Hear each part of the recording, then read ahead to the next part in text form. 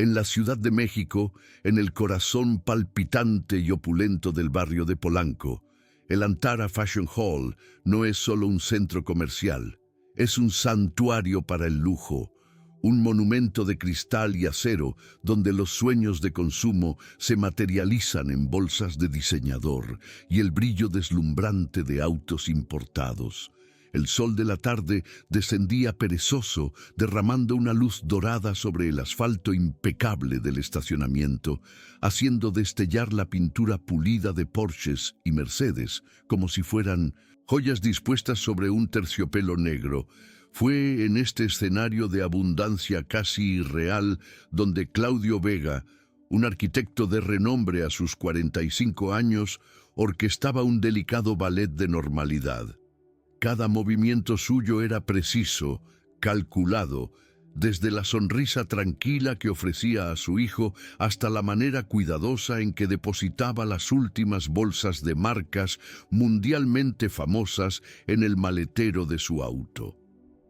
Para un observador desprevenido, Claudio era la personificación del éxito, un hombre elegante, de rasgos marcados por una vida de logros, compartiendo un momento trivial de compras con su amado hijo, Sebastián, un niño de 10 años cuya fragilidad física era hábilmente enmascarada por una sonrisa genuina, una sonrisa que Claudio se esforzaba desesperadamente por mantener viva. Cada bolsa, cada regalo, no era un mero capricho, sino un ladrillo en la frágil muralla que él construía contra la devastadora realidad que los aguardaba en casa. Mientras el maletero se cerraba, con un sonido suave y amortiguado, sellando momentáneamente ese mundo de fantasía comprado a crédito, una pequeña figura emergió de las sombras proyectadas por los vehículos de lujo, moviéndose con una excitación que contrastaba brutalmente con la confianza arrogante del ambiente. Era Luis Hernández, también de 10 años, pero cuya edad parecía pertenecer a un conteo de tiempo completamente diferente, uno marcado por carencias y no por celebraciones. Su ropa, un testimonio silencioso de batallas diarias contra el desgaste y la falta, estaba gastada y manchada. Sus pies, calzados con tenis raídos, parecían hundirse en el asfalto que los demás pisaban con tanta ligereza. Pero era en sus ojos donde la verdadera historia se desplegaba. Había en ellos un hambre que trascendía el estómago, un hambre de dignidad, de pertenencia, de un simple atisbo de aquella vida fácil que fluía a su alrededor como un río inalcanzable. Observó a Claudio y a Sebastián por un instante, el padre y el hijo a punto de entrar en su santuario sobre ruedas, y reunió cada gramo de valentía que una década de dificultades le había enseñado. Con una voz poco más que un susurro, tímida y cargada de un respeto casi doloroso, se acercó y rompió la cúpula de cristal de aquella tarde perfecta. «Señor», sonó la voz de Luis, fina y temblorosa, pero lo suficientemente clara para cortar el aire enrarecido de Polanco. «Con todo respeto, ¿tendría alguna ropa que ya no use para darme? Solo tengo esta». La pregunta, tan simple en su esencia, aterrizó en medio de aquella escena de opulencia con el impacto de una piedra lanzada contra una vidriera. El mundo de Claudio, con sus bolsas de diseñador y su normalidad escenificada, dejó de girar. La sonrisa en su rostro se congeló, no por irritación, sino por un choque profundo que reverberó en su alma. Allí, frente a él, estaba el espejo de otra realidad, un universo paralelo que existía a pocos kilómetros de su casa, pero que él, como tantos otros, se esforzaba por ignorar. Ese niño, de la misma edad que su Sebastián, pero forjado en un fuego diferente, no pedía dinero, no pedía comida. Pedía una cáscara, una cobertura, la dignidad básica de una prenda de ropa. Esta historia, que comienza con una petición humilde, te emocionará y te recordará que detrás de las apariencias se esconden batallas que no podemos siquiera imaginar. Si crees que más personas necesitan escuchar relatos como este, que nos invitan a la empatía y a la gratitud, suscríbete al canal. Tu presencia nos ayuda a seguir compartiendo historias que tocan el corazón y transforman perspectivas. El silencio que se instaló tras la pregunta de Luis no era vacío, era denso, pesado, cargado con el peso de mundos que colisionaban.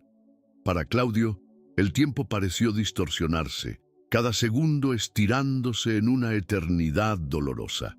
Miró el rostro sucio de Luis, un niño que pedía lo superfluo, lo desechable, y luego su mirada se volvió hacia Sebastián, su propio hijo, a quien le daría universos enteros, pero a quien no podía ofrecerle el bien más fundamental, el tiempo. En ese instante, en medio del estacionamiento lujoso, la ironía de la vida lo golpeó con la fuerza de un impacto físico. ¿Qué era la riqueza? ¿Era tener un maletero lleno de artículos de lujo o era tener un cuerpo sano, capaz de correr, de jugar, de soñar con un futuro que se extendiera más allá de los próximos meses? Claudio sintió una ola de náusea, una mezcla de rabia, culpa y una tristeza tan profunda que amenazó con ahogarlo allí mismo.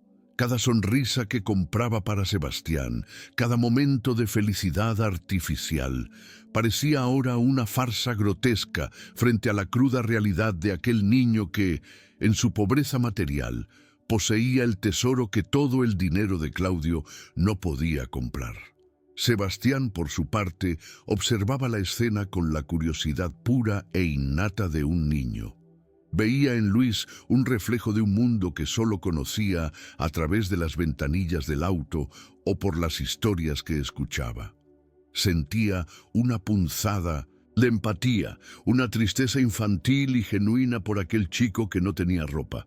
Miró a su padre esperando una reacción, una lección, un gesto que le diera el guión de cómo sentirse. En su universo protegido, la pobreza era un concepto abstracto, una lástima lejana, y no la presencia real y hambrienta que ahora estaba frente a él. Luis, al otro lado del abismo social, interpretaba el silencio de Claudio como el preludio del rechazo. Se encogió instintivamente, preparándose para la humillación, para el no seco que ya había escuchado tantas veces. Sus ojos, sin embargo, no podían apartarse de Sebastián, el niño de ropa impecable, el príncipe de aquel cuento de hadas urbano. Para Luis, la felicidad tenía el olor de la tela nueva y el brillo de un auto caro. La suerte era un padre que llenaba sus manos de bolsas, y la injusticia era el hecho de que él solo tenía la ropa del cuerpo, una armadura frágil contra la indiferencia del mundo. Claudio finalmente rompió su parálisis, movido por un impulso que venía de las profundidades de su dolor. Sus ojos encontraron los de Luis, y por primera vez no vio solo a un niño pobre, sino una oportunidad, una forma de dar un significado diferente a esa tarde, tal vez a su propia vida destrozada. Se arrodilló lentamente, ignorando la tela cara de sus pantalones contra el asfalto para quedar a la altura de los ojos del niño. Su voz, cuando finalmente salió, era suave, pero cargada de una emoción contenida. «Sí», dijo, y la palabra pareció resonar con un poder inesperado. «Tengo ropa para ti. Mi hijo tiene muchas ropas que ya no necesitará». La frase flotó en el aire, ambigua y pesada. Sacó una pluma y una tarjeta del bolsillo, la volteó y se la extendió a Luis. «Anota tu dirección aquí. Yo mismo me aseguraré de llevártelas esta semana». El gesto era más que caridad. Era una promesa, un pacto silencioso, sellado entre el dolor de la pérdida inminente y la esperanza de la necesidad presente.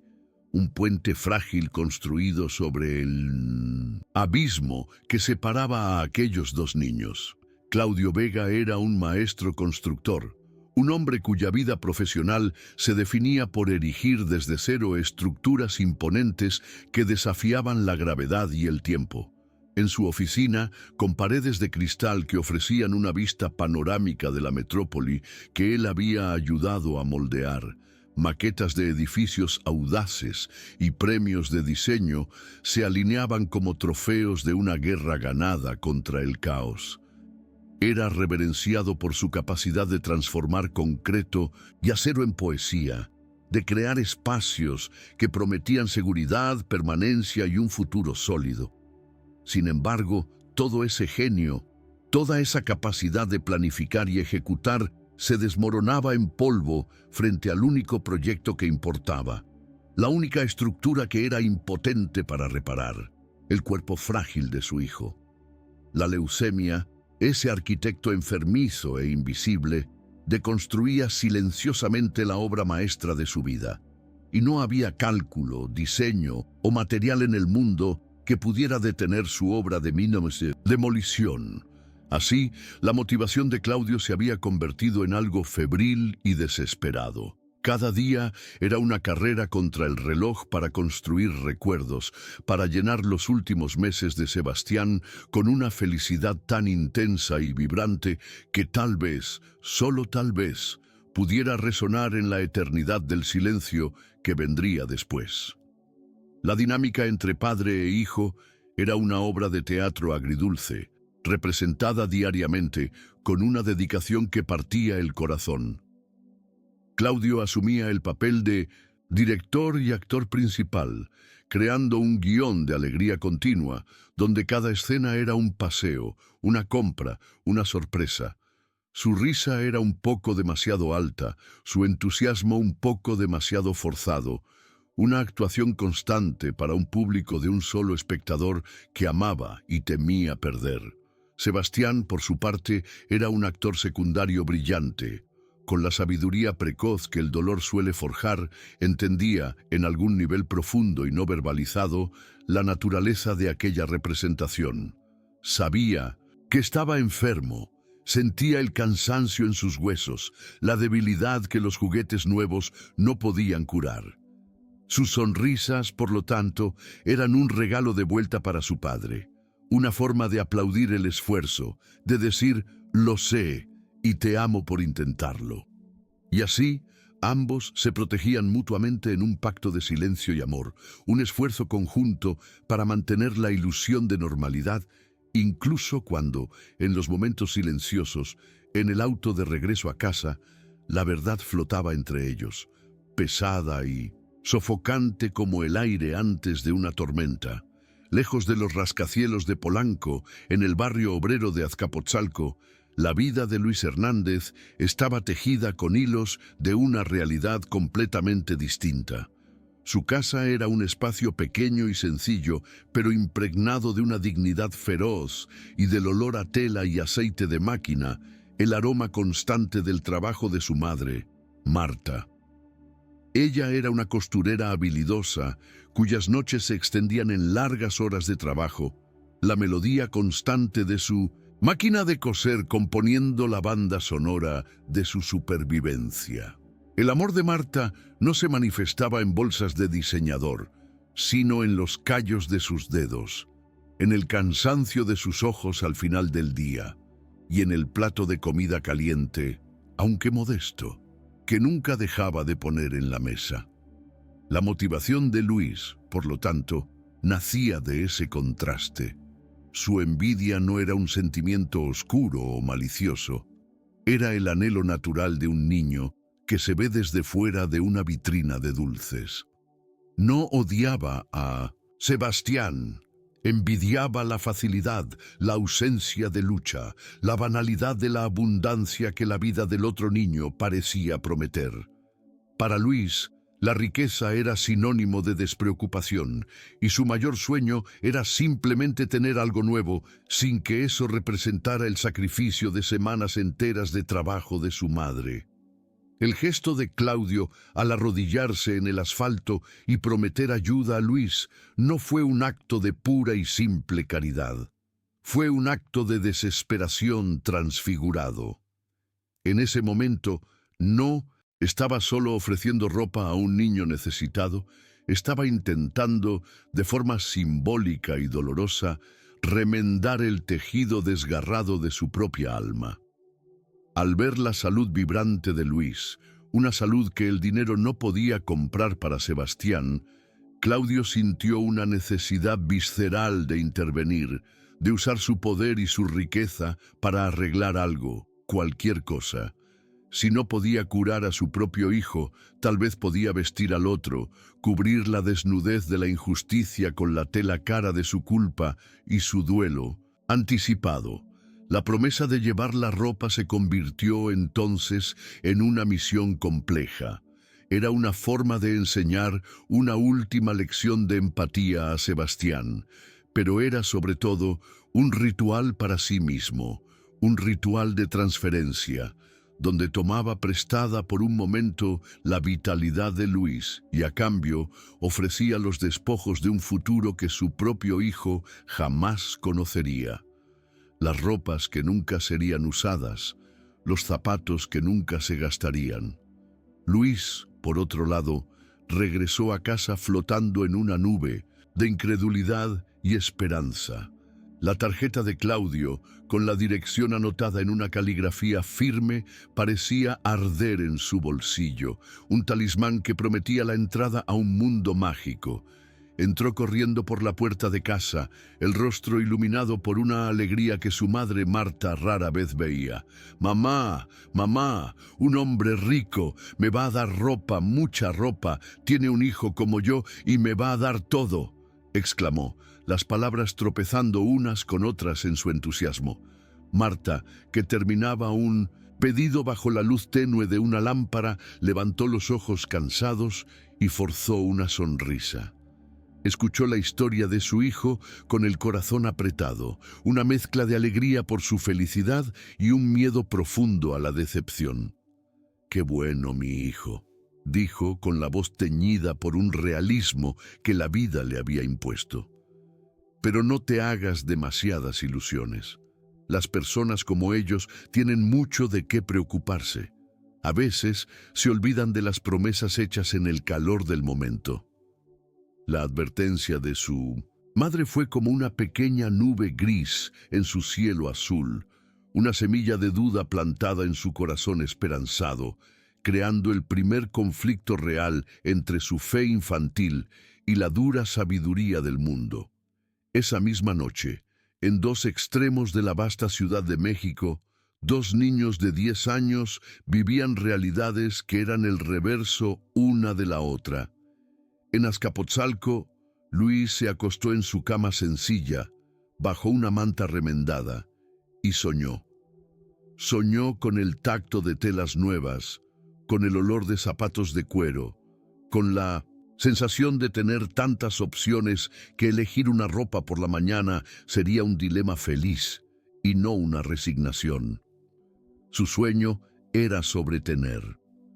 Mientras tanto, en Polanco, Sebastián estaba acostado en una cama suave, bajo un edredón de plumas, en una habitación repleta de juguetes electrónicos y ropa de diseñador, aún con las etiquetas.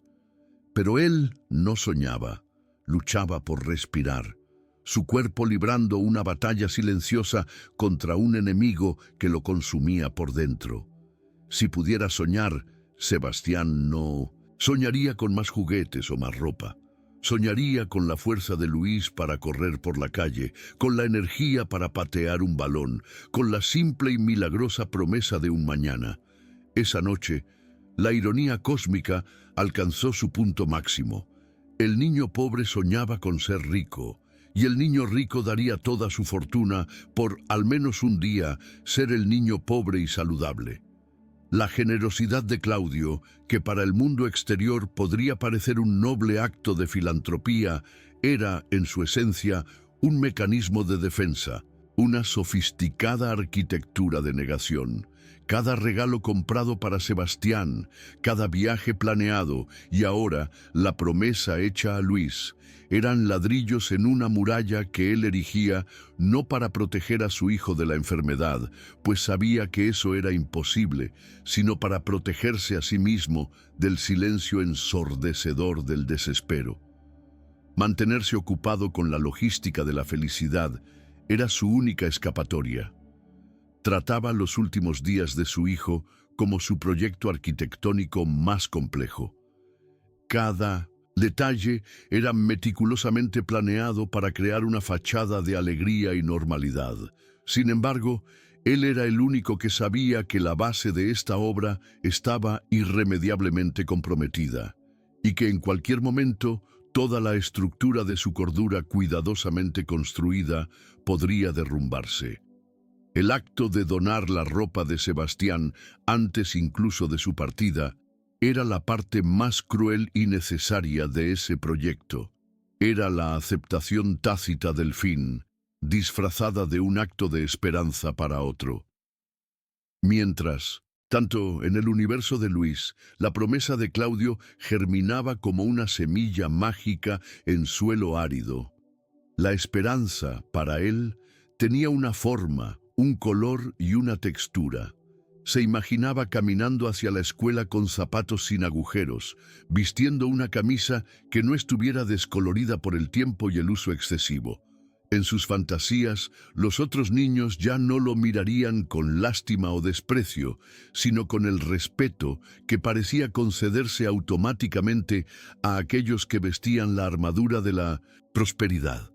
Más que para sí mismo, soñaba con el alivio en el rostro de su madre. Imaginaba la sorpresa y la alegría de ella al verlo vestido con ropa nueva, una carga menos sobre sus hombros ya tan cansados. En su mente infantil, la familia Vega era la personificación de la bondad y la perfección, habitantes de un reino encantado donde la tristeza no existía. Veía a Sebastián no como un niño, sino como un príncipe, cuya vida era un festival interminable de alegrías, sin jamás concebir que la corona que tanto envidiaba era, en realidad, una corona de espinas. Los días que siguieron al encuentro en el estacionamiento se arrastraron con velocidades drásticamente diferentes para cada uno de los niños. Para Luis, cada amanecer sin la llegada del auto de lujo era una pequeña muerte para su esperanza. La advertencia de su madre resonaba en su mente, y la fe ciega que había depositado en aquel hombre rico comenzaba a ser corroída por la duda. ¿Habría soñado? ¿Se habría olvidado el señor Vega, perdido la pequeña tarjeta con su dirección en medio de una vida tan llena de cosas más importantes?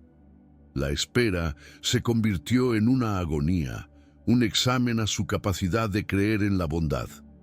Para Claudio, esos mismos días eran una niebla de pasillos de hospital, olor a antiséptico y el sonido aterrador de los monitores cardíacos. La promesa hecha a Luis estaba allí, guardada en su conciencia, pero era un pensamiento distante, sofocado por la urgencia aplastante de aprovechar cada segundo, cada respiración de Sebastián. Mientras un niño esperaba ansiosamente un nuevo comienzo, el otro padre velaba desesperadamente el avance de un fin inevitable, y la ciudad, indiferente, palpitaba a su alrededor. Y así, los dos mundos, el de la opulencia y el de la carencia, quedaron irremediablemente ligados por una promesa. La motivación de Claudio, nacida del dolor más profundo que un padre puede conocer, era la de un hombre que intentaba engañar al destino, comprando sonrisas en una carrera desesperada contra el tiempo. No buscaba salvar a su hijo, pues sabía que esa batalla estaba perdida. Buscaba salvar los momentos, inmortalizarlos en una sucesión de alegrías fabricadas. Para Luis, la motivación era más simple, pero no menos poderosa. Era el deseo de escapar de la invisibilidad de la pobreza, de vestir una piel nueva que lo hiciera sentirse digno, de aliviar el peso en los hombros de su madre. No anhelaba el lujo, sino la normalidad que el lujo parecía comprar. La vida, a veces, nos presenta obstáculos que parecen insuperables. Pero es justamente en esos momentos de oscuridad cuando la verdadera fuerza de nuestro carácter se revela. Si alguna vez has enfrentado una batalla que parecía perdida, o conoces a alguien que necesita un mensaje de esperanza, suscríbete y comparte. Historias como esta nos recuerdan que la resiliencia humana puede encontrar luz en los lugares más inesperados. El conflicto central de esta historia no se libraría con puños o palabras duras, sino en el silencio del corazón de un niño y en el alma atormentada de un hombre. El verdadero campo de batalla era el abismo colosal entre la percepción y la realidad. Para Luis, la espera se transformó lentamente en un veneno. La esperanza inicial, pura y radiante, comenzó a agriarse, dando paso a una amargura que no sabía cómo nombrar. Cada día que el auto de lujo no aparecía en su calle, la promesa de Claudio se convertía menos en un acto de bondad y más en un ejemplo de la negligencia de los ricos. La gratitud que había sentido en el estacionamiento comenzó a librar una batalla perdida contra la envidia, que ahora susurraba en sus oídos que la vida era fundamentalmente injusta. Veía a otros niños con cosas nuevas y el resentimiento crecía. El mundo, en su visión infantil, se dividía en dos: los que tenían todo sin esfuerzo y los que no tenían nada, a pesar de todo el esfuerzo del mundo. No podía ver, ni siquiera imaginar, que su percepción de la felicidad ajena era un espejismo, un castillo de naipes dorados construido sobre una base de arenas movedizas y dolor. Para Claudio, el conflicto era una tortura interna, un esfuerzo hercúleo por mantener una apariencia de calma, mientras su mundo interior era un torbellino de pánico y duelo. Cada sonrisa que forzaba para Sebastián, cada respuesta paciente a una pregunta sobre el futuro, era una puñalada en su propio corazón. Vivía en un estado de alerta constante, un soldado en una guerra que ya sabía perdida, luchando por proteger a su hijo no de la muerte, sino del miedo a la muerte. Mantener la normalidad era su agonía diaria. El paseo al centro comercial, que para Luis había parecido el colmo de la felicidad, había sido para Claudio una expedición agotadora al territorio de la negación. La promesa hecha a Luis se sumó a esa carga.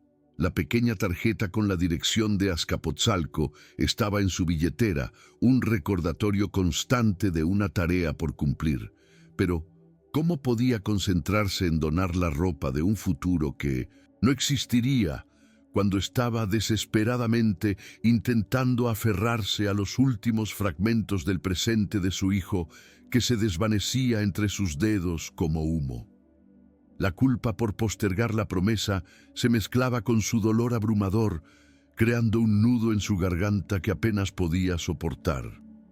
La envidia de Luis encontró un catalizador en un evento trivial, pero para él monumental.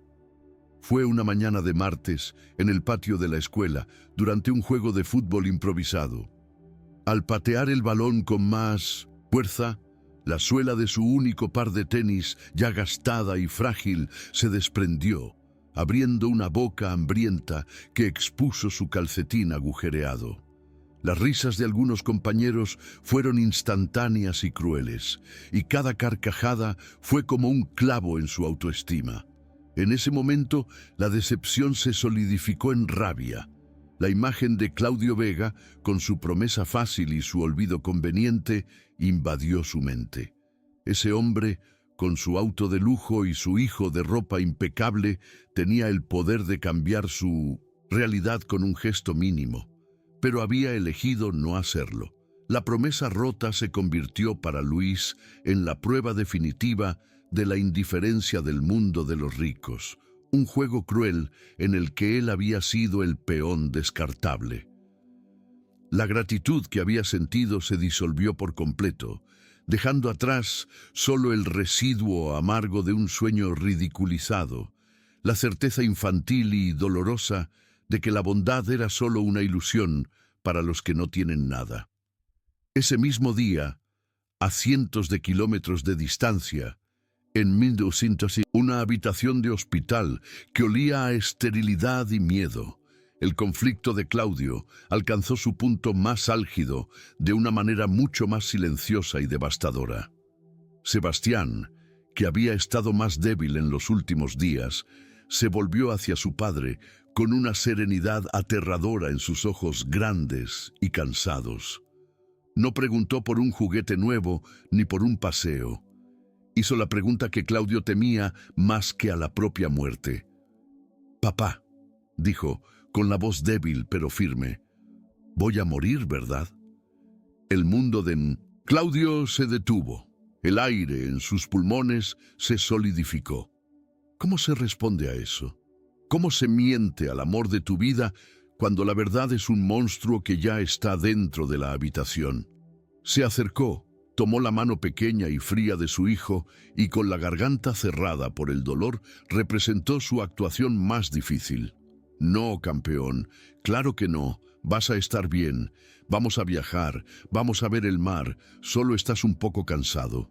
Cada palabra era una mentira, una traición a su propio sufrimiento, un acto de amor tan profundo y desesperado que lo rompió por dentro de una manera que ninguna falla arquitectónica jamás podría lograr. Y así, los dos conflictos, el del niño que perdió la suela de su zapato y el del padre que estaba perdiendo a su hijo, corrían por carriles paralelos sin saber que estaban intrínsecamente ligados por la misma emoción humana, el sentimiento de injusticia. Luis sentía la injusticia de la pobreza, una condición visible, palpable, que lo marcaba ante los ojos del mundo.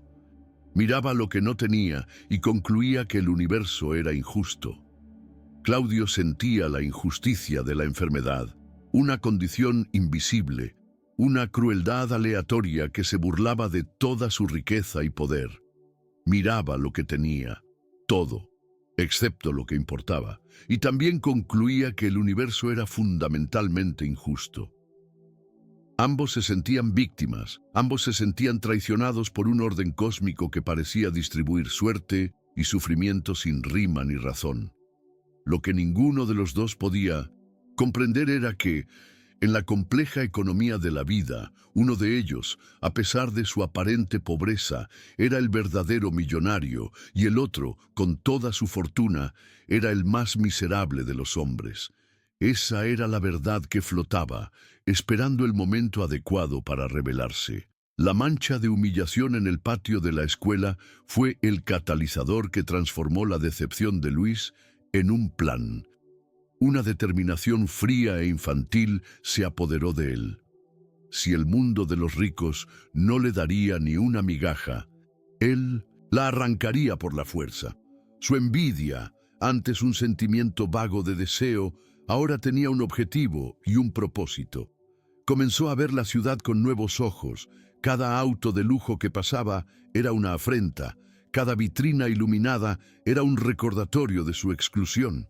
El conflicto interno entre la gratitud y el resentimiento había terminado con una victoria aplastante para el segundo. Ya no quería la ropa de Sebastián, el hijo del hombre que lo había olvidado. Quería sus propias cosas, compradas con su propio esfuerzo, como un acto de desafío. Así comenzó una cruzada secreta. Recolectar cada moneda que encontraba, hacer pequeños mandados para los vecinos, todo para acumular lo suficiente para comprar algo, cualquier cosa que lo hiciese sentir por un breve instante que él también pertenecía a ese mundo de facilidades. Mientras Luis era consumido por su pequeña guerra personal, el conflicto de Claudio escalaba a una dimensión de horror indescriptible. Los médicos, con sus batas blancas y miradas compasivas, comenzaron a usar palabras que eran como sentencias de muerte.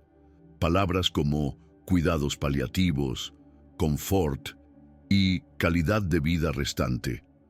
La frágil fachada de normalidad que Claudio se había esforzado tanto por mantener comenzó a agrietarse, revelando el pánico absoluto debajo. El enfoque de su lucha interna cambió. Ya no se trataba de crear alegría, sino de administrar el dolor, De repente se vio obligado a contemplar lo impensable: arreglos funerarios, testamentos, la logística del fin. En noches de insomnio se encontraba investigando en su laptop sobre cómo hablar con niños sobre la muerte, mientras en la habitación de al lado, la respiración suave de su hijo era el único sonido que lo mantenía anclado a la realidad. La promesa hecha a Luis, el niño del estacionamiento, ahora parecía pertenecer a otra vida, a un problema de un mundo normal que él ya no habitaba. Era una nota disonante en su sinfonía de duelo. En esta historia no hay un villano de carne y hueso, con un rostro y un nombre. Los antagonistas son fuerzas más antiguas, más crueles e impersonales, que mueven las piezas en el tablero de la vida con una indiferencia aterradora. El primero y más poderoso de estos villanos era la enfermedad, la leucemia, que se había instalado en el cuerpo de Sebastián como un tirano silencioso. Era una fuerza invisible e implacable, que no podía ser sobornada con la fortuna de Claudio, ni conmovida por sus lágrimas. Se deleitaba con la impotencia del hombre y poderoso, desmantelando su esperanza célula por célula, transformando cada día en una cuenta regresiva. El segundo antagonista era la desigualdad social, esa entidad omnipresente que construía muros invisibles, pero insuperables, entre barrios como Polanco y Azcapotzalco. Fue ella quien puso a los dos niños en una ruta de colisión, alimentando la envidia de uno con la apariencia de felicidad del otro y tejiendo la red de malentendidos que formaba el corazón de este drama. Esas eran las fuerzas que realmente dictaban el juego. Y había un tercer antagonista, tal vez el más insidioso de todos, porque no era una fuerza externa, sino un veneno que crecía de dentro hacia afuera: la envidia. Esta emoción, una vez plantada en el corazón de Luis, comenzó a crecer como una maleza, sofocando la gratitud y la inocencia. La envidia era una lupa que distorsionaba su realidad. Lo cegaba ante la riqueza que ya poseía, la salud de hierro, la juventud que se extendía ante él, el amor inquebrantable de su madre, y al mismo tiempo magnificaba a un grado fantástico la supuesta felicidad de los demás. La envidia susurraba mentiras crueles en sus oídos durante las noches solitarias. Le decía que su vida era un error, que el esfuerzo de su madre era inútil, que el mundo era un juego de cartas marcadas, y él había recibido la peor mano. Era esa fuerza la que le impedía sentir empatía, que lo encerraba en la prisión de su propia carencia, impidiéndole ver más allá de las apariencias y comprender la complejidad del dolor humano. Además de estas fuerzas, operaba una presión más sutil, pero igualmente poderosa: la tiranía de las apariencias. La sociedad, con sus reglas no escritas y sus juicios silenciosos, actuaba como un antagonista que obligaba a cada personaje a usar una máscara. Claudio era prisionero de la máscara del éxito. ¿Cómo podía un hombre de su estatura admitir debilidad? ¿Cómo podía derrumbarse en público cuando el mundo esperaba de él fuerza y control? Mantener la compostura, seguir trabajando, sonriendo, comprando, era una actuación agotadora para una audiencia invisible, pero omnipresente. Para Luis y su madre, la misma fuerza se manifestaba de manera inversa. La pobreza, a los ojos de la sociedad, no era una circunstancia, sino una falla de carácter, una fuente de vergüenza. Era esa presión la que hacía que Luis se sintiera pequeño e invisible, que lo impulsaba a desear la armadura de la ropa de marca para protegerse de las miradas de lástima o desprecio. Ambos, el rico y el pobre, eran esclavos de la misma necesidad de proyectar una imagen que no correspondía a su verdad interior. Finalmente, estaba el antagonista supremo, el enemigo contra el cual toda la humanidad lucha y pierde: el tiempo. Para Claudio, el tiempo había dejado de ser un río que fluía para convertirse en un verdugo que afilaba su cuchilla.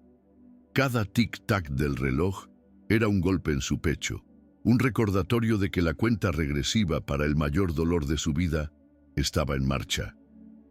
El tiempo era un ladrón que robaba el futuro de su hijo ante sus ojos, y cada momento feliz era agridulce, pues sabía que era un momento menos. Para Luis, el tiempo también era un enemigo, pero de otra naturaleza. Era el tiempo de la estagnación, de la espera frustrante. Cada día que pasaba era un monumento a la promesa no cumplida, un eslabón más en la cadena de su decepción. Mientras uno luchaba desesperadamente para que el tiempo se detuviera, el otro rezaba para que avanzara más rápido y trajera el cambio que tanto anhelaba. Ambos eran prisioneros del tiempo, uno de su cruel aceleración, el otro de su torturante lentitud, ambos ajenos al hecho de que el verdadero valor de sus días se medía por una métrica completamente diferente. El malentendido en sí mismo se erigía como una fuerza antagonista, una niebla espesa que impedía que cualquiera de los personajes viera la verdad completa.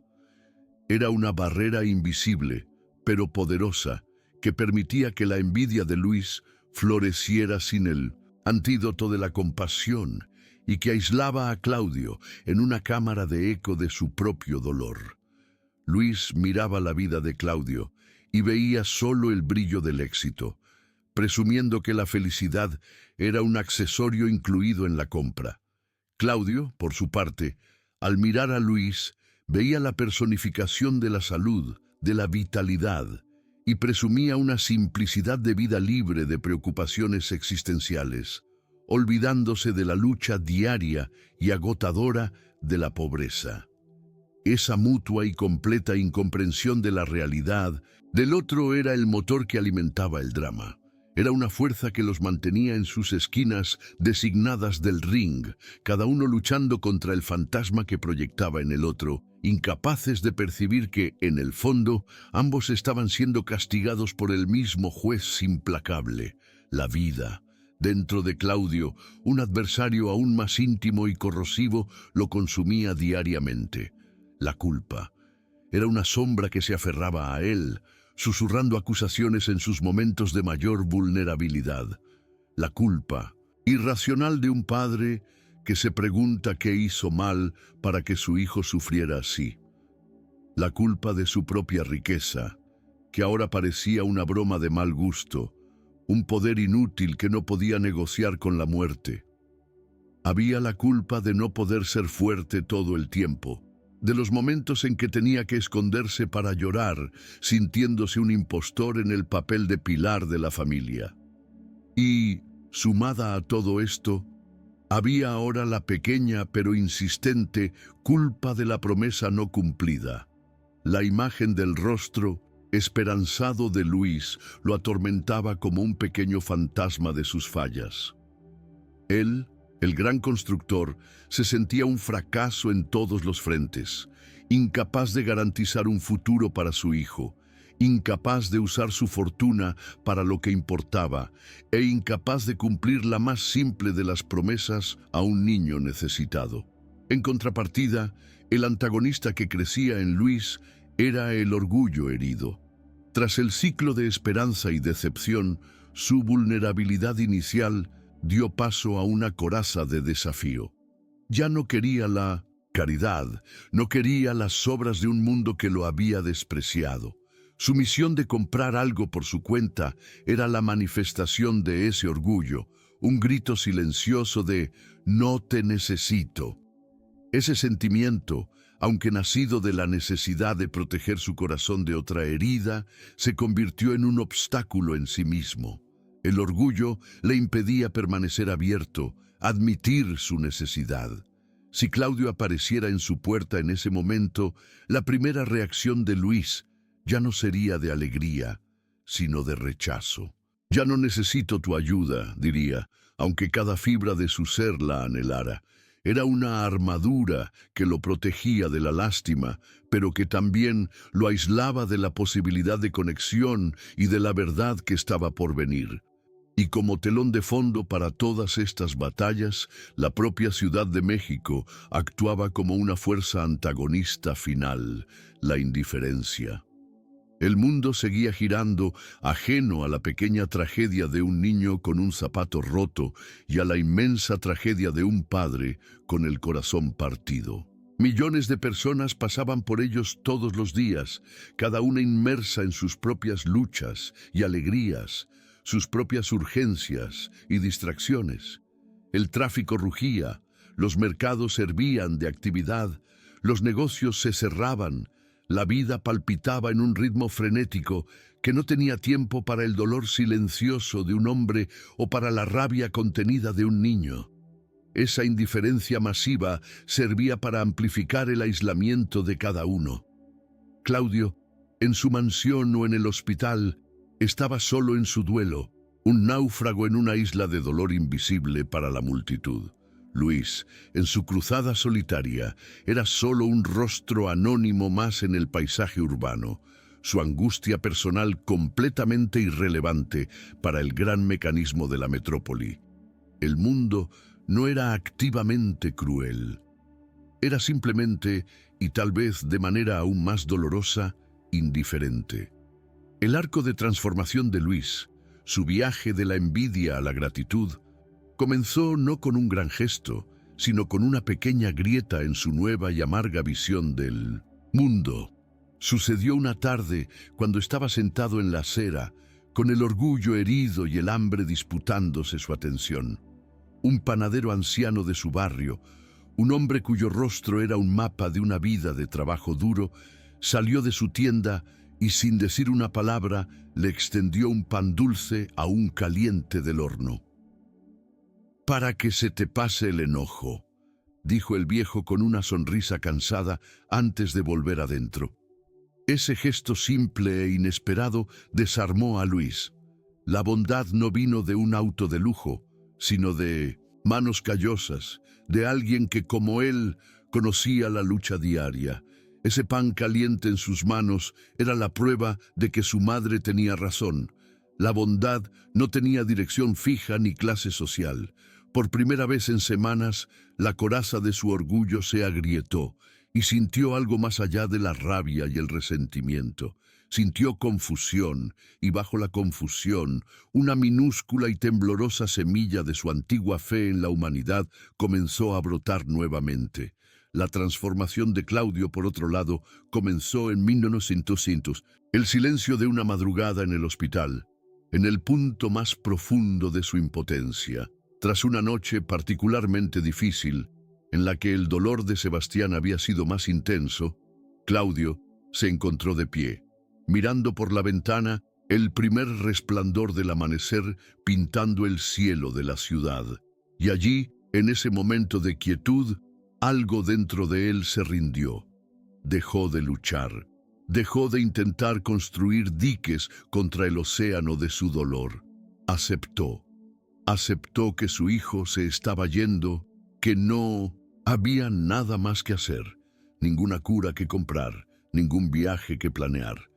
La aceptación no disminuyó su dolor, pero lo transformó. La energía frenética que gastaba en la negación dio paso a una calma profunda y desoladora. Su enfoque cambió de crear una felicidad artificial a simplemente estar presente. Su misión ya no era distraer a Sebastián de la muerte, sino acompañarlo en su viaje final con la mayor honestidad y amor que pudiera reunir. Y fue en esa nueva claridad que el rostro de Luis Hernández resurgió en su mente, ya no como una carga, sino como un cabo suelto, una promesa por cumplir como un acto de respeto a la vida que su propio hijo estaba perdiendo. El pan dulce del panadero hizo más que saciar el hambre de Luis. Alimentó una parte de su alma que estaba marchitándose.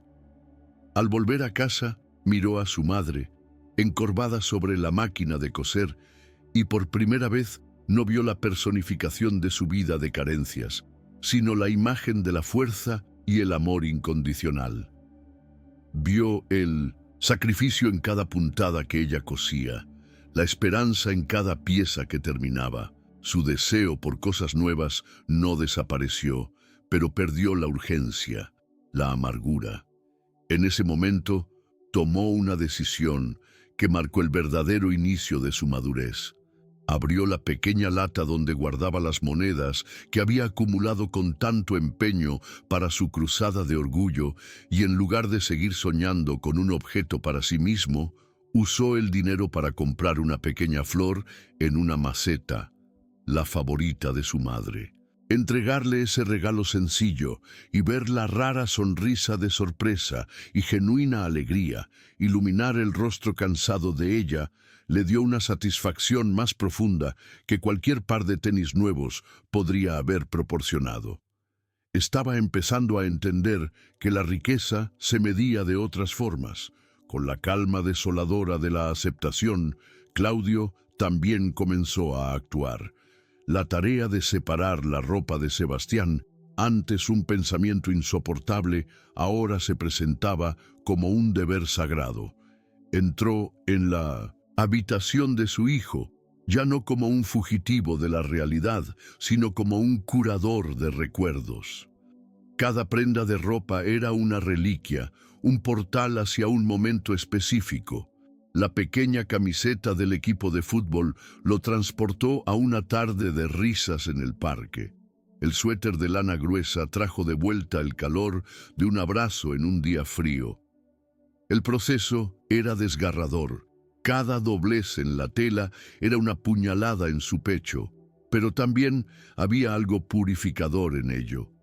No estaba deshaciéndose de su hijo, estaba honrando la vida que había vivido. Estaba cuidadosamente empaquetando no solo ropa, sino historias, risas y un amor demasiado grande para morir junto con un cuerpo pequeño. La promesa a Luis se había transformado de una carga de culpa en un acto de legado, una forma de asegurar que la vida de Sebastián, por más breve que fuera, pudiera calentar y proteger a otro niño. Y así, sin saberlo, un hombre y un niño, separados por la geografía y la suerte, iniciaban movimientos simétricos, el uno hacia el otro, ambos impulsados por una nueva comprensión de lo que realmente importaba. Luis aprendía que el verdadero valor no reside en lo que se puede tener, sino en lo que se puede dar, incluso cuando se tiene poco. Claudio aprendía que la única manera de lidiar con la pérdida abrumadora era transformar el dolor en un acto de donación. Uno descubría la riqueza en la generosidad, el otro encontraba propósito en la generosidad. A veces, todo lo que necesitamos es una oportunidad o alguien que crea en nosotros. Es en esos momentos cuando la vida comienza a cambiar. Si crees que todos merecen una oportunidad para transformar su dolor en esperanza, suscríbete y ayuda a difundir mensajes como este. Juntos, podemos hacer una diferencia en la vida de quienes más necesitan un faro en la oscuridad. Marta, la madre de Luis, observó el cambio sutil, pero profundo, en su hijo. La arruga de resentimiento en su frente se había suavizado. La inquietud en sus ojos había sido reemplazada por una calma que no veía desde hacía mucho tiempo. Cuando él le entregó la pequeña flor, un lujo que rara vez podían permitirse, Marta sintió una oleada de emoción tan fuerte que casi la hizo flaquear. No era la flor en sí, sino lo que representaba. Su hijo, en medio de su propia carencia, había elegido la generosidad. Estaba aprendiendo la lección más difícil e importante de todas, una que no se enseña en las escuelas. Estaba aprendiendo que la dignidad no venía de lo que uno vestía, sino de cómo trataba a aquellos que amaba. En ese momento, el cansancio crónico de Marta pareció un poco más ligero. Vio en el gesto de su hijo la prueba de que su esfuerzo, sus noches en vela, su sacrificio silencioso, no habían sido en vano. Su niño se estaba convirtiendo en un hombre bueno, y esa era una riqueza que ninguna fortuna podía comprar. Tras la dolorosa tarea de empaquetar lo que quedaba de la infancia de su hijo, Claudio se sentó en el suelo de la habitación silenciosa. rodeado de cajas que contenían mucho más que ropa. Y en el vacío que siguió al dolor, una nueva sensación comenzó a tomar forma. No era felicidad ni alivio, sino algo parecido a un propósito. Por primera vez desde el diagnóstico, sintió un impulso que no era de huida o negación. Se dio cuenta de que honrar a Sebastián no podía ser un acto pasivo de duelo, tenía que ser una acción. La promesa hecha a Luis, que antes era una nota al pie de página en su tragedia, ahora se convertía en el primer párrafo de un nuevo capítulo. ¿Y si hubiera otros niños como Luis? ¿Y si su fortuna, tan inútil para salvar a su propio hijo, pudiera servir para proteger a otros? La idea era solo un esbozo, un primer trazo en un plano aún en blanco. Pero por primera vez en meses, Claudio, el constructor, sintió el deseo de construir algo nuevo. No un edificio de concreto, sino un legado de compasión. Habían pasado 3 semanas desde el encuentro en el estacionamiento. Para Luis había sido tiempo suficiente para una montaña rusa, emocional, que lo llevó de la esperanza a la rabia y finalmente a una nueva y frágil paz. Para Claudio había sido una eternidad de agonía que lo despojó de todas sus ilusiones y lo llevó al umbral de la aceptación. Finalmente llegó el día. Con una solemnidad que contrastaba con la prisa de 3 semanas antes, Claudio cargó las cajas y bolsas en el mismo maletero de su auto de lujo. Pero el hombre que lo hacía no era el mismo. La sonrisa forzada había dado paso a una expresión de calma y resuelta tristeza.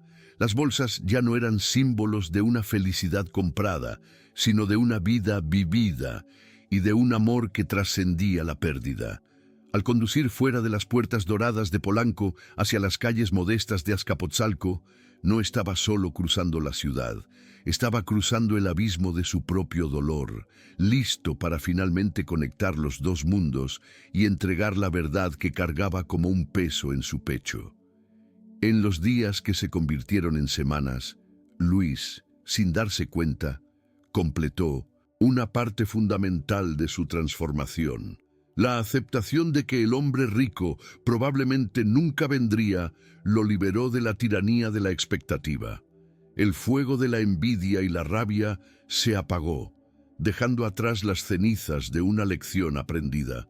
Dejó de mirar hacia afuera, hacia lo que no tenía, y comenzó a mirar hacia adentro, hacia lo que poseía. Encontraba ahora una alegría genuina en ayudar a su madre, en compartir el pan que el panadero a veces le daba, en reparar su zapato roto con un pedazo de cartón y pegamento, transformando el antiguo símbolo de su vergüenza en una medalla de su resiliencia. La promesa rota, que antes había sido una herida abierta, ahora era solo una cicatriz. Un recordatorio de que el mundo era complejo, pero no completamente desprovisto de bondad. Se estaba volviendo un niño más tranquilo, más observador, y aunque no lo sabía, se estaba preparando para recibir una verdad mucho mayor que un simple conjunto de ropa nueva. El viaje de Claudio de Polanco a Azcapotzalco fue un rito de paso. Al volante de su auto silencioso, ya no era el arquitecto exitoso huyendo del dolor, sino un padre en una peregrinación. La ciudad, que siempre había visto como un lienzo para sus proyectos y ambiciones, ahora se desplegaba ante él como un vasto mosaico de historias humanas, de luchas invisibles y dolores silenciosos, muy parecidos a los suyos. Ya no sentía la necesidad de llenar el silencio con música o llamadas de negocios. El duelo ya no era un enemigo a combatir, sino un pasajero sombrío y permanente en el asiento a su lado, y había aprendido a convivir con su presencia. Su misión ahora era clara, despojada de cualquier complejidad de culpa o negación.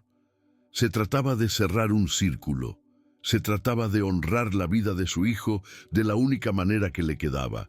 Se trataba de entregar un legado y al hacerlo tal vez encontrar el primer paso en su propio y largo camino de sanación. El auto de lujo, un sedán alemán oscuro y reluciente, entró en la calle modesta de Luis como una aparición de otro universo. El contraste era tan brutal que el tiempo pareció suspenderse. Los niños detuvieron sus juegos, los vecinos aparecieron en puertas y ventanas, todos los ojos fijos en aquella nave alienígena que se deslizaba silenciosamente sobre el asfalto irregular. Luis, que estaba ayudando a su madre a cargar un cesto de ropa, sintió que su corazón dio un salto. La visión del auto despertó un torbellino de emociones contradictorias. Un eco de la antigua esperanza, el recuerdo de su rabia y su nueva y duramente conquistada calma. No corrió, se quedó parado, observando con una curiosidad cautelosa mientras la puerta del conductor se abría. Y cuando Claudio salió, Luis supo de inmediato que algo estaba profundamente mal. Este no era el hombre poderoso y sonriente del centro comercial. El rostro frente a él estaba devastado por el duelo, los hombros encorvados por un peso invisible, los ojos desprovistos de cualquier brillo que no fuera el de las lágrimas contenidas. Claudio caminó hacia Luis y su madre, que ahora estaban juntos, formando una pequeña unidad de aprensión y curiosidad. No ofreció disculpas por la demora, no había necesidad. Su rostro era una disculpa ambulante, un paisaje de agotamiento y dolor que trascendía cualquier palabra. «Traje la ropa», dijo con la voz baja y ronca, «como prometí». Con un clic suave, abrió el maletero. Lo que se reveló no fue un puñado de bolsas, sino la totalidad de una infancia, cuidadosamente empaquetada. Había cajas de zapatos, pilas de ropa dobladas con una precisión dolorosa, juguetes aún en sus empaques, un monopatín, un balón de fútbol. Era un tesoro que superaba con creces las fantasías más locas de Luis, pero la visión de aquella abundancia no le trajo alegría. Había algo solemne, casi fúnebre, en la forma en que todo estaba dispuesto. Marta, con la intuición agudizada de una madre que conoce el dolor, llevó la mano a la boca, sus ojos fijos no en los objetos, sino en el rostro del hombre que los había traído. Claudio comenzó a sacar una de las cajas, el movimiento lento y pesado. La mente de Luis giraba, intentando procesar la escena. No tenía sentido. Esto no era una donación de ropa vieja o demasiado pequeña. Era un vaciamiento, una renuncia completa. Era como si la vida entera de un niño estuviera siendo transferida a su mundo. Su envidia, ya reemplazada hace tiempo por la comprensión, dio paso a una confusión profunda y a un presentimiento aterrador. Miró la pila de pertenencias, luego el rostro de Claudio, y la pregunta que se formó en su mente no nació del deseo, sino de la más pura e inocente lógica infantil.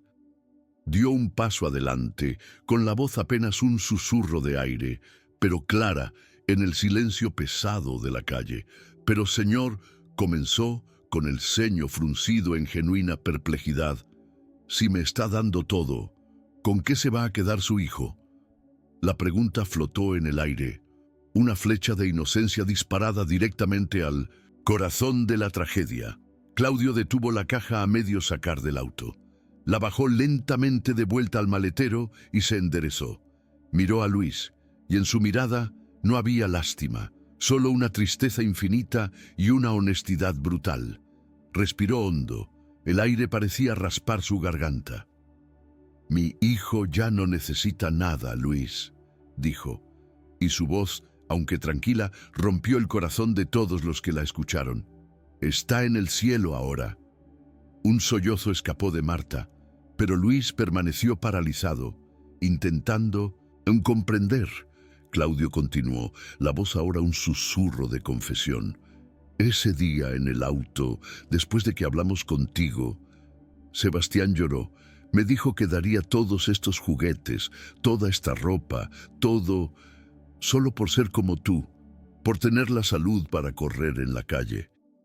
Claudio Tragó saliva, sus ojos finalmente llenándose de lágrimas. Ese día en el centro comercial, Luis, la persona rica eras tú.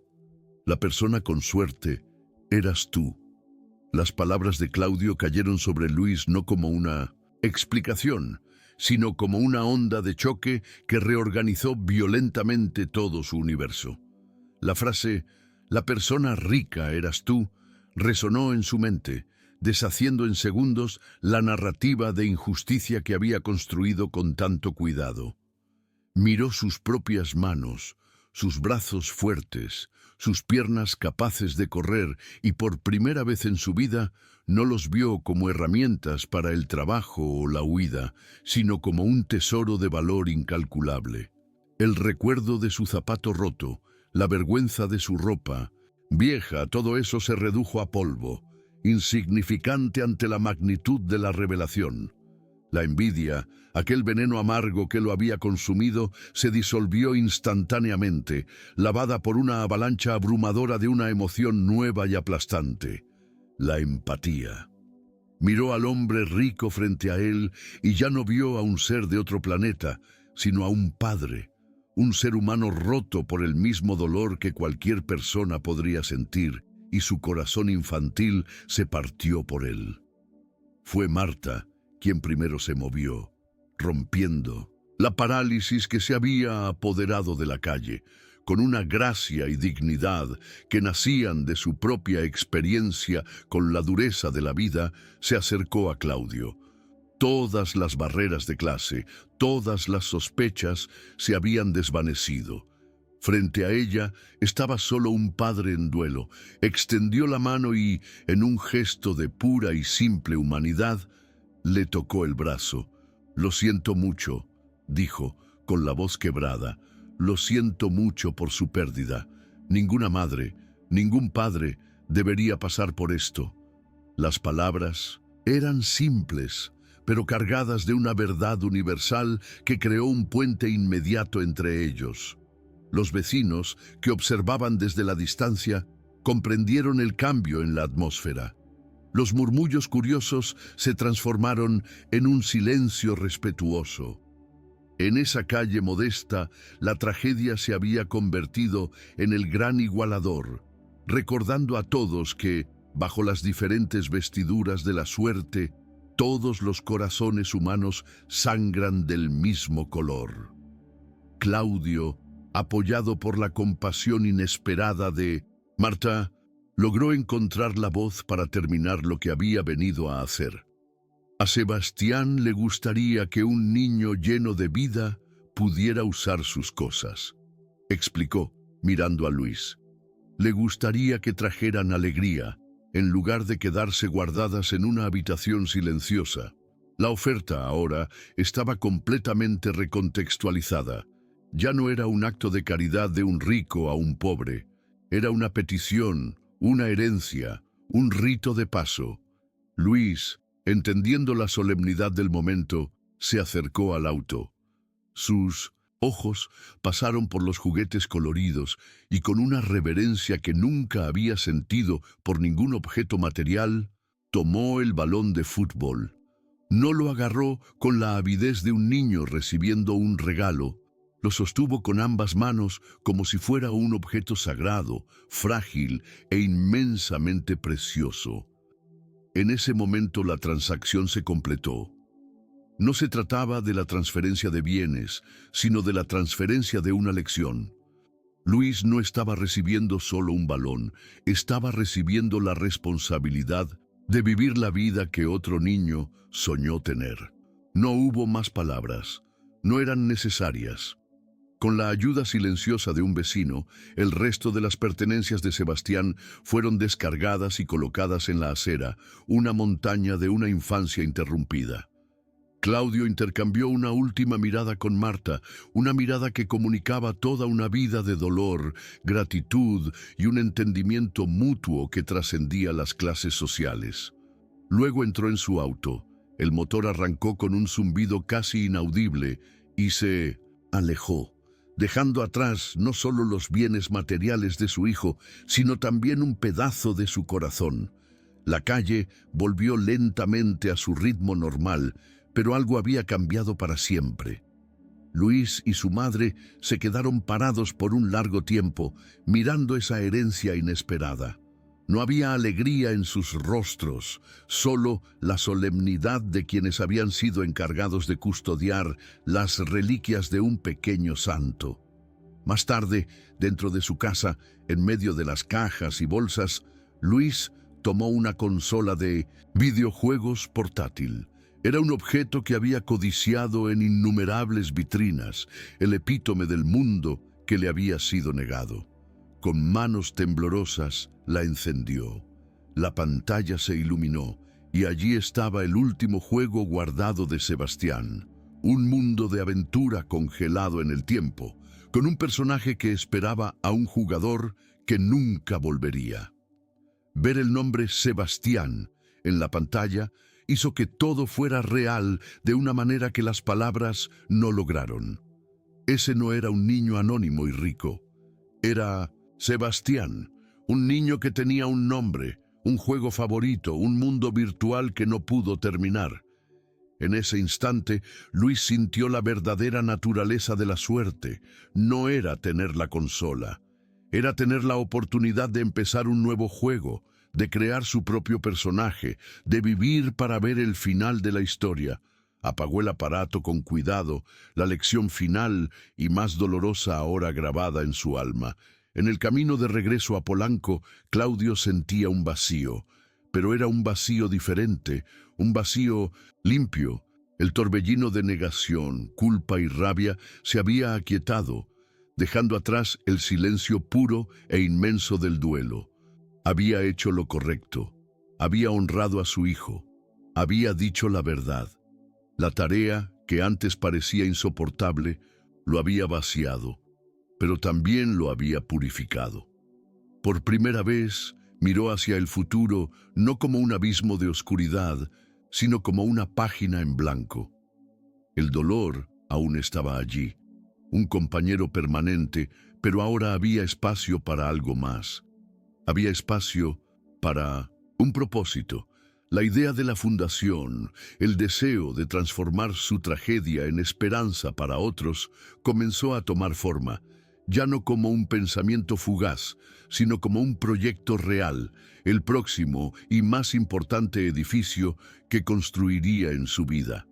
Al dejar Azcapotzalco atrás, sentía que no solo se despedía del pasado de su hijo, sino que también daba la bienvenida a un futuro en su nombre. La lección más profunda y contundente que esta historia nos deja es una invitación a la humildad y una advertencia solemne. No envidies la vida de nadie, porque no conoces las batallas que se esconden detrás de las apariencias.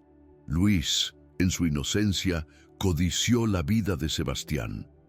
Veía las bolsas de diseñador, el auto de lujo, el padre presente, y construyó en su mente un paraíso de felicidad perfecta.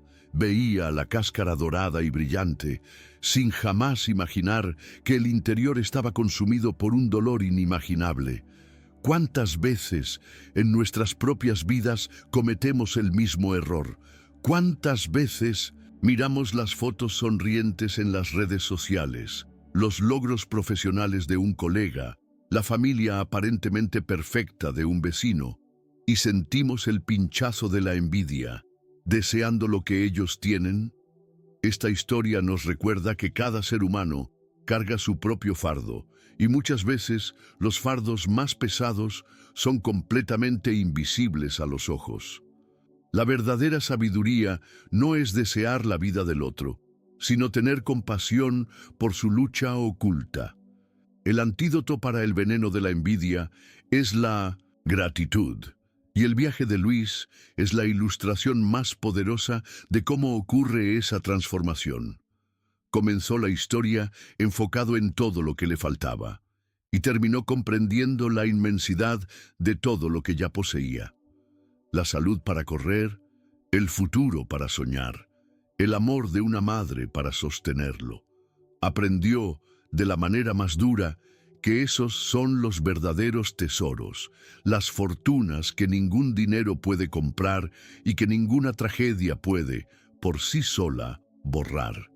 La gratitud no significa ignorar las dificultades o la injusticia, sino reconocer y valorar los pilares fundamentales de la vida que tantas veces damos por sentados. Para Claudio, la gratitud también encontró un nuevo camino. La gratitud por el tiempo que tuvo y por la oportunidad de transformar el dolor en un propósito, asegurando que la breve vida de su hijo pudiera florecer de otras maneras a través de actos de bondad y compasión. En el fondo, la historia de Claudio y Luis nos enseña sobre nuestra humanidad compartida.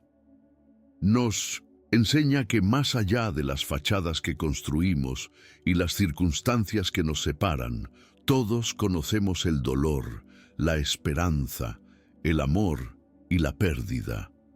El encuentro improbable entre un niño pobre y un padre millonario rompió las barreras de la clase social y la indiferencia, forzando una conexión basada en la verdad emocional más pura. Es un recordatorio para mirar al otro, al extraño en la calle, al colega de trabajo, no como un conjunto de apariencias, sino como un universo de historias no contadas, de batallas silenciosas y de una dignidad que merece nuestro respeto y empatía. Esta historia nos recuerda que un simple acto de preguntar y un valiente acto de responder con honestidad pueden, de hecho, cambiar el mundo, o al menos los mundos de dos personas. La historia de Luis, a partir de ese día, siguió un nuevo curso, guiado por una sabiduría que pocos niños de su edad poseían. Los juguetes y la ropa de Sebastián fueron recibidos en su casa no como símbolos de estatus, sino como reliquias de una amistad que nunca existió y de una lección que jamás sería olvidada. Creció, y con él creció la semilla de la empatía plantada esa tarde. Se convirtió en un joven que no juzgaba a los demás por sus posesiones, un amigo siempre listo para compartir lo poco que tenía, un hijo que miraba a su madre no con la impaciencia de la juventud, sino con una profunda admiración por su fuerza. La pobreza material continuó siendo una realidad en su vida durante muchos años, pero nunca más se sintió pobre. Llevaba dentro de sí la conciencia de su verdadera fortuna, una riqueza que lo protegía de la amargura y la envidia, y que lo convertía, a los ojos de quienes realmente importaban, en el más rico de los hombres. Claudio, por su parte, encontró en la tragedia el camino hacia su redención. El dolor por la pérdida de Sebastián nunca lo abandonó, pero aprendió a transformarlo en un motor para el bien. Meses después, inauguró la Fundación Sebastián Vega, una organización dedicada no solo a financiar investigaciones sobre la leucemia infantil, sino a ofrecer apoyo integral a las familias que enfrentaban la misma pesadilla. La fundación construía espacios de acogida en los hospitales, ofrecía apoyo psicológico para padres y hermanos, y buscaba proporcionar momentos de alegría y dignidad para los niños en sus días más difíciles. Claudio se involucró personalmente, cambiando las reuniones en salas de juntas por conversaciones silenciosas con otros padres en los pasillos del hospital. Él, que antes construía monumentos para el ego y el capital, ahora dedicaba su vida a construir refugios para el dolor y la esperanza. Su fortuna, antes una fuente de poder, se convirtió en una herramienta de compasión, que es al final un legado. Para Claudio, el legado dejó de ser los edificios de acero y cristal que arañaban el cielo de la ciudad y pasó a ser la sonrisa de un niño enfermo que ganaba un día sin dolor, o el abrazo de consuelo entre dos padres que se sentían comprendidos. El legado de Sebastián, por su parte, no estaba en los juguetes que dejó atrás, sino en la profunda y transformadora lección de gratitud que su corta vida enseñó a un niño que nunca conoció. y la bondad futura de Luis, su empatía y su capacidad de ver más allá de las apariencias, también se convirtieron, por una extraña y hermosa cadena de eventos, en parte del legado de Sebastián. La vida, en su misteriosa aritmética, sumó el dolor de uno con la necesidad del otro, y del resultado floreció la compasión. Esta historia nos recuerda que la bondad, al final, puede cambiarlo todo. Si este relato te emocionó, suscríbete al canal. Tu suscripción nos ayuda a seguir compartiendo mensajes que pueden transformar vidas. Como una piedra arrojada a un lago tranquilo, el encuentro de esos dos niños y la posterior creación de la Fundación Sebastián Vega crearon ondas de bondad que se extendieron mucho más allá de lo que Claudio podría haber imaginado. La historia, contada en folletos de la Fundación y en artículos de periódicos locales, tocó el corazón de la comunidad. Otras empresas, inspiradas por el ejemplo, comenzaron a desarrollar programas de apoyo para sus empleados en dificultades. Voluntarios surgieron, ofreciendo su tiempo y habilidades.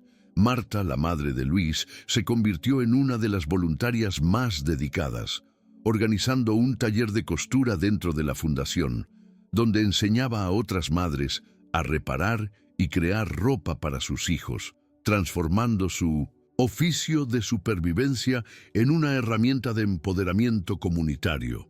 La historia dejó de ser sobre un hombre rico y un niño pobre.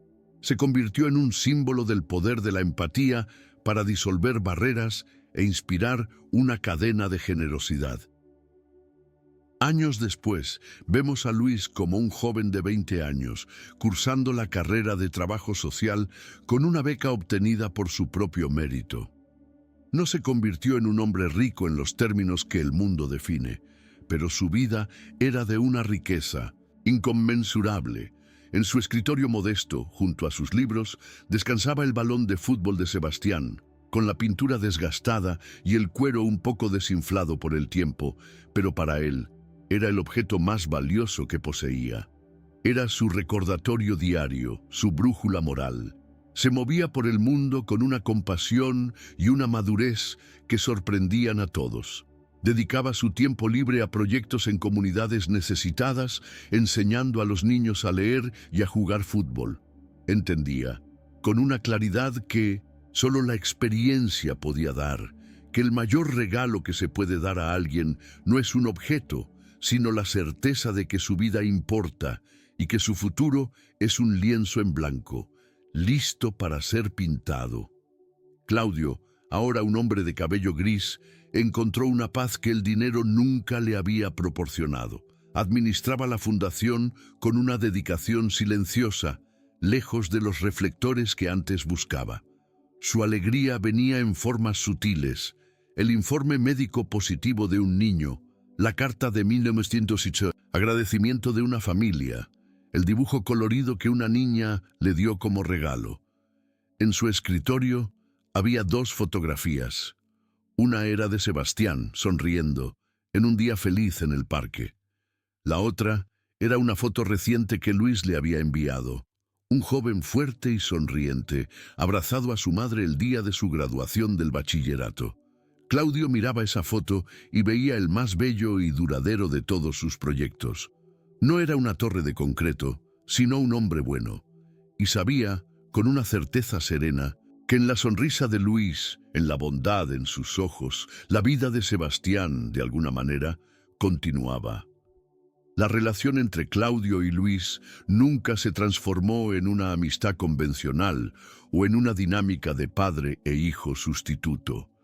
Era algo mucho más raro y tal vez más profundo.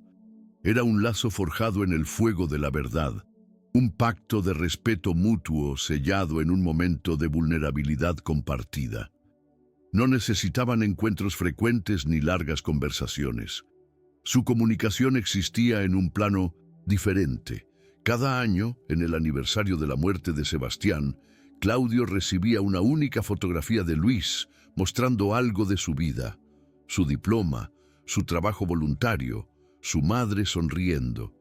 Era un informe silencioso, una rendición de cuentas que decía: no olvidé, estoy viviendo bien, estoy honrando el regalo. Y para Claudio, esa imagen anual era suficiente. Era la prueba de que su dolor se había transformado en vida y que el legado de su hijo florecía en el corazón de otro. Y no podemos olvidarnos de Marta, la costurera, la roca silenciosa en el centro de esta historia. Su vida también fue transformada no por la riqueza material, sino por una paz que no conocía. El mayor miedo de su vida no era la pobreza en sí, sino que la amargura de la pobreza pudiera envenenar el alma de su hijo. Ver a Luis crecer y convertirse en un hombre gentil, agradecido y empático fue la mayor recompensa que pudo haber recibido. Claudio dio a Luis un atisbo de un futuro diferente, pero fue Marta, con su amor incansable y su ejemplo de dignidad en el trabajo, quien le dio la fuerza de carácter para caminar hacia ese futuro. Ella era la prueba viva de que la base más sólida para una vida buena no se construye con dinero, sino con los materiales indestructibles del amor, el sacrificio y la resiliencia diaria. Su victoria fue la más silenciosa, pero tal vez la más significativa de todas. Esta historia, en última instancia, es una parábola sobre el verdadero significado de la palabra riqueza. Nos obliga a cuestionar nuestras propias definiciones de prosperidad. ¿Sería la posesión de bienes que llenan garajes y armarios, o la posesión de un cuerpo sano y un futuro que se extiende ante nosotros? ¿Sería la capacidad de comprar lo que se desea, o la capacidad de amar y ser amado por aquellos que nos son queridos? Claudio, con todo su imperio, era un indigente frente a la muerte. Luis, con su zapato roto y su única prenda de ropa, era un multimillonario en salud, tiempo y potencial. El encuentro de ambos sirvió para reajustar la balanza, para recordarnos de manera visceral que los tesoros más preciosos de la vida son, y siempre serán, aquellos que no tienen precio, aquellos que el dinero no puede comprar, y que la muerte, aunque pueda arrebatarlos, nunca podrá disminuir el valor que un día tuvieron. La próxima vez que sientas el pinchazo de la envidia, la próxima vez que desees la vida aparentemente perfecta de otra persona, recuerda esta historia. Recuerda la imagen de un niño sosteniendo un balón de fútbol, no como un regalo, sino como un memorial.